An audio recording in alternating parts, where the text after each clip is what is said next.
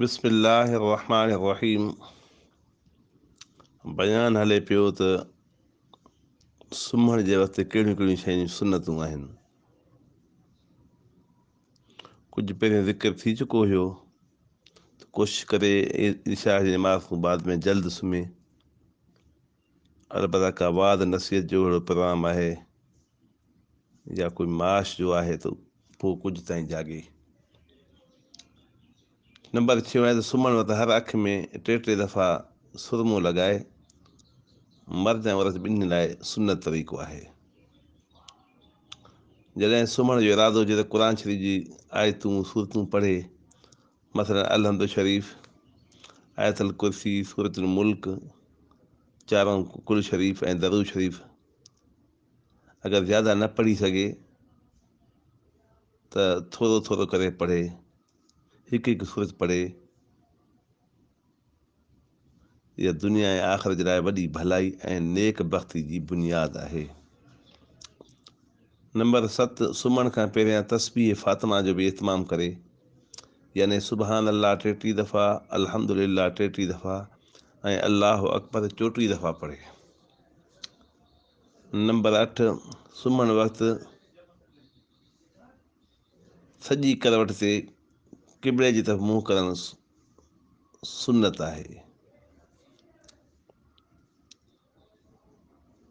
बाक़ी ईअं जो सीनो ज़मीन जी तरफ़ हुजे ऐं पुठी आसमान यानी ऊंधो थी सुम्हणु, इहो मना आहे। इन शइ जो एहतियात करे ऐं उन खां पोइ ही दुआ पढ़े, अल्लाहुम्मा बिस्मिका अमूत व अहया। सुम्हण खां पहिरियों ही इस्तग़फ़ार बि पढ़े, अस्तग़फिरुल्लाह अल्लज़ी ला इलाहा इल्ला हुवल हय्युल क़य्यूम व अतूबु इलैह 3 दफ़ा पढ़े। नंबर 12, अगरि ख़्वाब में कोई ड्रॼाइण वारी शइ नज़र अचे ऐं अखि खुली वञे त 3 दफ़ा खॿे तरफ़ थुके करे औज़ु बिल्लाहि मिनश शैतानिर रजीम 3 दफ़ा पढ़े ऐं वरी पासो तब्दील करे सुम्ही रहे। इंशाअल्लाह इहो डरानो ख़्वाब ख़तमु थी वेंदो।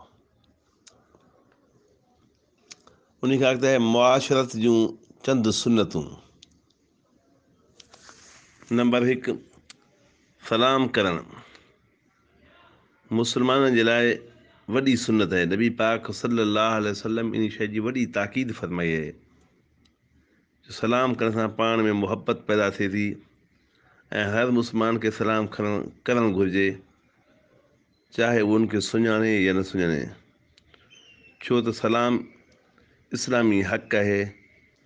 इहो कंहिंखे सुञाण या न सुञाण जे करे न आहे, बल्कि हर मुस्लमान खे सलाम करणु घुरिजे। नंबर 2, बुख़ारी ऐं मुस्लिम शरीफ़ जी हदीस आहे त रसूलुल्लाह सल्लल्लाहु अलैहि वसल्लम जो गुज़र ॿारनि मथां थींदो हो त पाण करीम सल्लल्लाहु अलैहि वसल्लम उन्हनि खे बि सलाम कंदा हुआ। यानी इन करे ॿारनि खे सलाम करण बि सुन्नत आहे। नंबर 3, सलाम करण जो सुन्नत तरीक़ो इहो आहे जो ज़ुबान सां चवे अस्सलामु अलैकुम। बाक़ी ज़ुबान सां चवे, ईअं न आहे जो अंगड़ी सां इशारो करे या जेको आहे ईअं सिर्फ़ु गर्दन हिलाए, इहो सुन्नत जे ख़िलाफ़ु आहे। अगरि परे आहे पोइ ज़ुबान सां बि सलाम करे ऐं हथ सां बि इशारो ॾिए ताकी उनखे ख़बर पए मूंखे सलाम करे थो।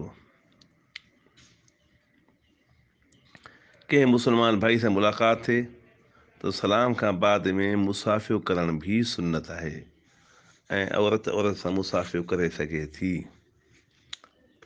नंबर 5, कंहिं बि मजलिस में वञे त जिथे मौक़ो मिले, जॻह मिले, उते वेही रहे। कंहिं ॿिए खे उथाए करे उते वेहणु या माण्हुनि खे लताड़े करे अॻिते वञणु, इहो जाइज़ न आहे। नंबर 6,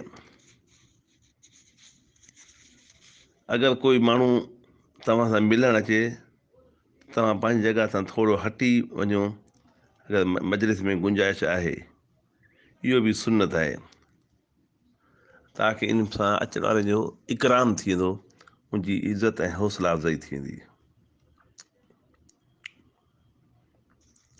नंबर 7, अगरि सिर्फ़ु 3 माण्हू आहिनि हिकिड़े खे छॾे करे ॿिए खे कन में सरगोशी करणु, इन सां ख़ामख़ा ॿिए जे दिलि में शुभात पैदा थींदो, रंजीदगी पैदा थींदी, सो इहो जाइज़ कोन आहे। नंबर 8, कंहिंजे मकान ते वञूं उन खां इजाज़त वठी करे पोइ उनजे घर में दाख़िल थियणु घुरिजे। नंबर 9, अगरि उबासी अचे त सुन्नत आहे त हतल वुसा उनखे रोकण जी कोशिशि करे। अगरि मुंहुं कोशिशि जे बावजूदि बंदि नथो रखी सघे त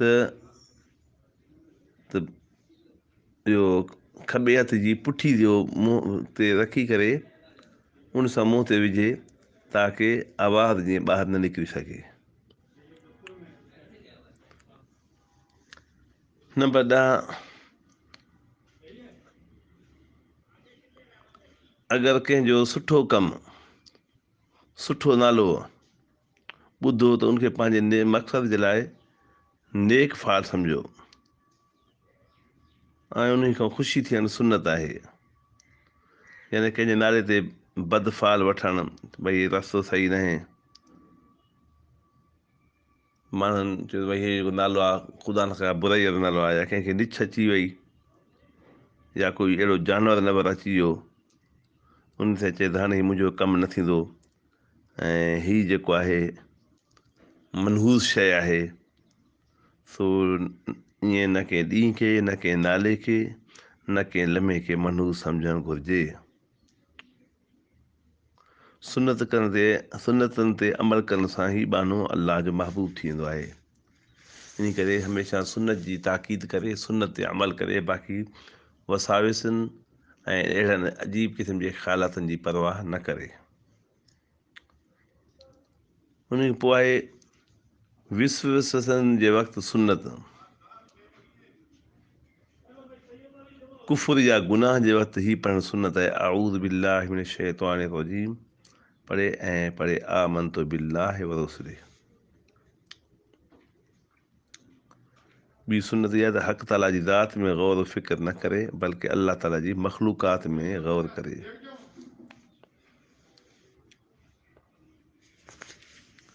चंद अहम तालीमात दीनी,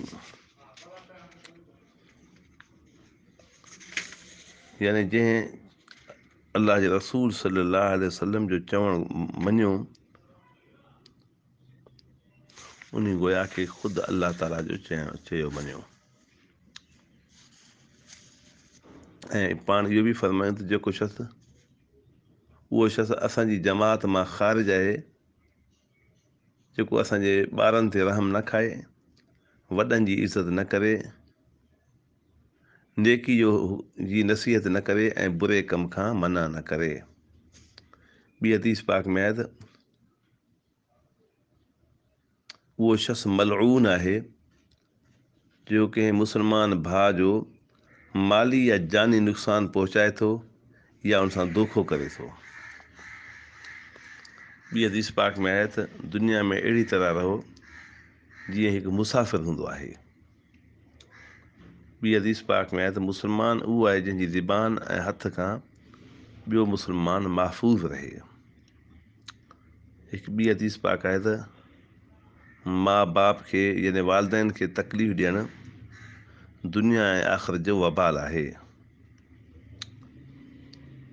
ऐं ॿी हदीस पाक में गनीमत सम्झो पंजनि शयुनि जे अचण खां पहिरियों, यानी जवानी खे गनीमत सम्झो पोड़े अचण खां पहिरियों, तंदुरुस्ती खे गनीमत सम्झो बीमारी अचण खां पहिरियों, मालदारी खे गनीमत सम्झो फ़क़ीरी अचण खां पहिरियों, फ़राग़त खे मशगूली खां पहिरियों गनीमत सम्झो, ऐं अहिड़ी तरह ज़िंदगी खे मौत खां पहिरियों। निमाज़ इस्तिख़ारा, हज़रत जाबिर रज़ी अल्लाह तआला अन्हु का रिवायत है त नबी करीम सल्लल्लाहु अलैहि वसल्लम असांखे अहम कमनि जे लाइ इस्तिख़ारे जी तालीम ॾींदा हुआ, ऐं अहिड़ी तरह तालीम ॾींदा हुआ जीअं क़ुर पाक जी सूरतूं यादि करायूं वेंदियूं आहिनि। ऐं फ़रमाईंदा जॾहिं तव्हां कंहिंखे कंहिं अहम कम जो इरादो हुजे त बरक़ाता नफ़िल पढ़े, पोइ ई दुआ पढ़े, हिते दुआ अॻिते अचे थी। हज़रत अनस रज़ी अल्लाह ताला फरमाइनि था, फरमायो त ए अंस, जॾहिं बि तोखे कोई कमु शक में विझे त पंहिंजे रब सां इस्तिखारो कयो ऐं 7 दफ़ा इस्तिखारो कयो, पोइ दिलि में जेकी ॻाल्हि ग़ालिब अचे उन में ई ख़ैरु सम्झो। फ़ाइदो, बाक़ी इन जे लाइ कंहिं ख़्वाब में कुझु अचणु या कंहिंजी आवाज़ जो ॿुधणु इहो ज़रूरी न आहे।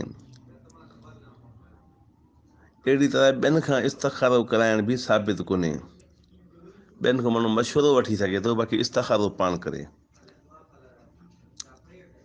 बाक़ी हदीस पाक में अचे थो त मशवरे सां जेको कमु थींदो आहे उहो माण्हू बि नादिम न थींदो, ऐं अहिड़ी तरह जेको कमु इस्तिखारे सां कयो वेंदो आहे उहो माण्हू बि नामुराद न थींदो। हा, बाक़ी निमाज़ इस्तिखारे पढ़ण जो अगरि मौक़ो नथो मिले ऐं जल्दी में को अहिड़ो कमु आहे त उन जे लाइ सिर्फ़ु ही दुआ ई काफ़ी आहे। और दुआ ही पढ़े, अल्लाहुम्मा ख़िरली वख़्तरली, हाँ, अल्लाहुम्मा ख़िरली वख़्तरली। बाक़ी दुआ इस्तिखारा, बिस्मिल्लाहिर्रहमानिर्रहीम, अल्लाहुम्मा इन्नी अस्तख़ीरुका बिइल्मिका व अस्तक़दिरुका बिक़ुदरतिक व असअलुका मिन फ़ज़लिकल अज़ीम फ़इन्नका तक़दिरु वला अक़दिर व तअलमु वला अअलम व अंत अल्लामुल ग़ुयूब। अल्लाहुम्मा इन कुन्त तअलमु अन्न हाज़ल अमर वारी जॻह ते पंहिंजे मतिलब जो ख़्यालु करे, ख़ैरुल्ली फ़ी दीनी व मआशी व आक़िबत अमरी फ़क़दिरहु ली व यस्सिरहु ली सुम्मा बारिक ली फ़ी। व इन कुन्त तअलमु अन्न हाज़ल अमर, वरी इन जॻह ते पंहिंजे मतिलब जो ख़्यालु करे, शर्रुल्ली फ़ी दीनी व मआशी व आक़िबत अमरी फ़स्रिफ़ अनी वफ़रिफ़ी अन्हु वक़्दिर ली अल ख़ैर हैसु कान सुम्मा अर्ज़िनी बिह। पोइ जेको दिलि में ख़्यालु ग़ालिब अचे उन में ई ख़ैरु सम्झे। ॿियो आहे सलात हाजत। हज़रत अब्दुल्लाह बिन अबी औफ़ा रज़ियल्लाहु तआला अन्हु खां रिवायत है त नबी करीम सल्लल्लाहु अलैहि वसल्लम ने इरशाद फरमायो, जंहिंखे अल्लाह ताला खां काई ज़रूरत पेश अचे या कंहिं माण्हू में काई ज़रूरत पेश अचे त उहो वज़ू करे ऐं सुठे तरीक़े सां वज़ू करे, पोइ बरकत निमाज़ अदा करे, पोइ अल्लाह ताला जी सना करे ऐं दरूद शरीफ़ पढ़ी ही दुआ पढ़े, ला इलाहा इल्लल्लाहुल हलीमुल करीम सुब्हानल्लाहि रब्बिल अर्शिल अज़ीम अल्हम्दुलिल्लाहि रब्बिल आलमीन अल्लाहुम्मा इन्नी असअलुका मूजिबात रहमतिक व अज़ाइम मग़फ़िरतिक वल गनीमत मिन कुल्लि बिर्रिन व सलामत मिन कुल्लि इस्म ला तदअ ली ज़ंबन इल्ला गफ़रतह वला हम्मन इल्ला फ़र्रजतह वला हाजतन हिय लका रिज़ा इल्ला क़ज़यतहा या अरहमर राहिमीन। बाद आतूं ऐं ख़ुसूसियतूं नबी करीम सल्लल्लाहु अलैहि वसल्लम जूं ऐं मुतफ़र्रिक़ सुन्नत जॾहिं नबी करीम सल्लल्लाहु अलैहि वसल्लम हलंदा हुआ त पाण सल्लल्लाहु अॻियों माण्हुनि खे हटायो न वेंदो हो। सुन्नत पाण करीम सल्लल्लाहु अलैहि वसल्लम जाइज़ कम खे मना न फ़रमाईंदा हुआ। अगरि कोई सुवाल कयो वेंदो हो ऐं उनखे पूरे करण जो इरादो हूंदो हो त हा कंदा हुआ, वरना ख़ामोश थी वेंदा हुआ। सुन्नत पाण करीम सल्लल्लाहु अलैहि वसल्लम पंहिंजो चहिरो मुबारक कंहिंखां बि न फेरींदा जेसिताईं उहो पाण न फेरे। अगरि कोई आसे जी ॻाल्हि करे पाण पंहिंजो कनु मुबारक उन जी तरफ़ कंदा हुआ, जेसिताईं उहो फारिग न थींदो पाण सल्लल्लाहु अलैहि वसल्लम कनु उन खां कोन हटींदा हुआ। जॾहिं पाण करीम सल्लल्लाहु अलैहि वसल्लम कंहिंखे रुख़्सत फ़रमाईंदा हुआ त हीअ दुआ ॾींदा हुआ, अस्तौदिउल्लाह दीनकुम व अमानतकुम व ख़वातीम अमालिकुम। सुन्नत जॾहिं हुज़ूर सल्लल्लाहु अलैहि वसल्लम खे का शइ पसंदीदा चीज़ ॾिसंदा हुआ त फ़रमाईंदा हुआ अल्हम्दुलिल्लाहिल्लज़ी बिनिअमतिही ततिम्मुस्सालिहात। ऐं जॾहिं का शइ पसंदि न ईंदी हुई त तॾहिं बि फ़रमाईंदा अल्हम्दुलिल्लाहि अला कुल्लि हाल। सुन्नत जॾहिं कोई मिलंदो हो त पहिरियां पाण सल्लल्लाहु अलैहि वसल्लम सलाम कंदा हुया।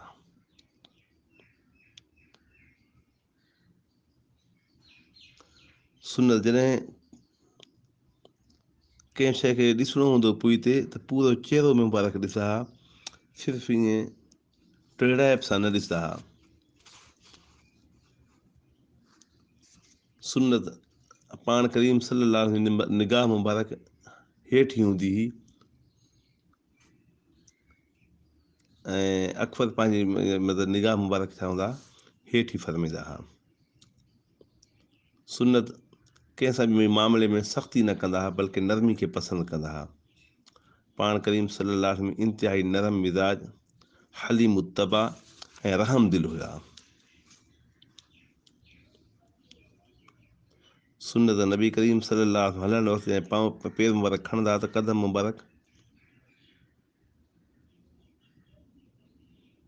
मुबारक कुवत सां रखंदा हुआ ऐं कदम मुबारक अहिड़ी तरह रखंदा हुआ जो ज़रा अॻिते हलण में आसानी थिए,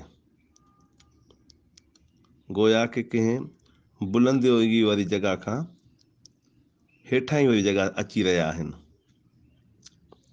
सुनत मुबारक इहा हुई त जॾहिं बि जंहिं माण्हू सां मिलंदा त माण्हू सां घुली मिली वेंदा हुआ ऐं कंहिंखे बि महसूसु न थींदो हो त घणी कंहिंसां मुहबत था कनि।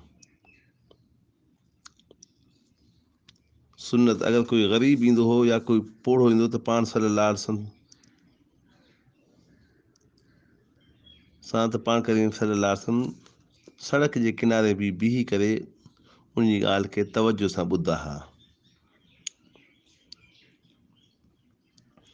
सुनत निमाज़ में क़ुर मजीद जी तिलावत फरमाईंदा त सीने मुबारक मूं ईअं हंढी वारी कार आवाज़ ईंदी या ख़ौफ़ ख़ुदा खां पाण सल्लल्लाहु अलैहि वसल्लम जी हालत हूंदी। अल्लाहु अकबर। सुनत मुबारक इहा हुई त घर वारनि जो ख़ासि ख़्यालु रखंदा ताकी कंहिंखां बि पाण करीम सल्लल्लाहु अलैहि वसल्लम खां तकलीफ़ न पहुचे। इन करे राति जो ॿाहिरि वञणु थींदो त आहिस्ते आहिस्ते उथंदा हुआ, जूतो मुबारक बि आहिस्ता आहिस्ता पाईंदा हुआ, अहिड़े कुंडो मुबारक बि आहिस्ता खोलींदा हुआ, घर में ईंदा हुआ तॾहिं बि आहिस्ता आहिस्ता ताकी सुम्हण वारनि में कंहिंखे तकलीफ़ न अचे, कंहिंजी निंड ख़राबु न थिए।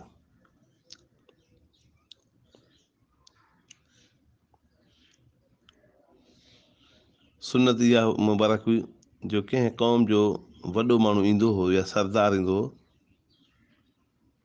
त उन सां वधीक इज़त सां पेश ईंदा हुआ, उनजे मतिलबु मर्तबे जो ख़्यालु रखियो वेंदो हो। सुनत पंहिंजे वक़्तनि मां कुझु वक़्तु अलाह जी इबादत जे लाइ, कुझु वक़्तु घर वारनि जे लाइ ऐं पंहिंजे बदन ऐं राहत जे लाइ कढंदा हुआ। घर वारनि सां उन्हनि जे हक़ूक़ अदा करणु, उन सां खिल मज़ाक करे ॻाल्हाइणु। सुनत नबी करीम सल्लल्लाहु अलैहि वसल्लम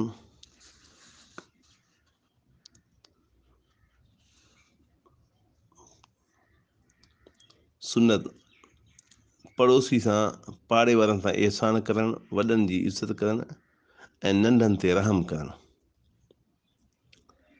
सुनत कोई रिश्तेदार बदसलूकी करे तॾहिं बि उन सां हुस्न सलूक सां पेश थियणु।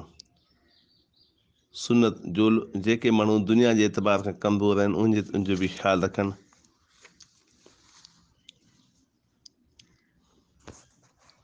सुनत घरवारी जो दिलि ख़ुशि करण जे लाइ उन सां मज़ाक करणु, हंसी करणु, इहो बि सुनत आहे। सुनत बाद निमाज़ फजर इशराक तक पाण करीम मस्जिद में ही वेठा हूंदा हुआ, पंहिंजे साहबा सां वेठा हूंदा हुआ ऐं उन्हनि सां हाल अहिवाल कंदा हुआ। सुनत पंहिंजे मुस्लमान भाउ सां कुशादगी वारे अंदाज़ सां मिलणु।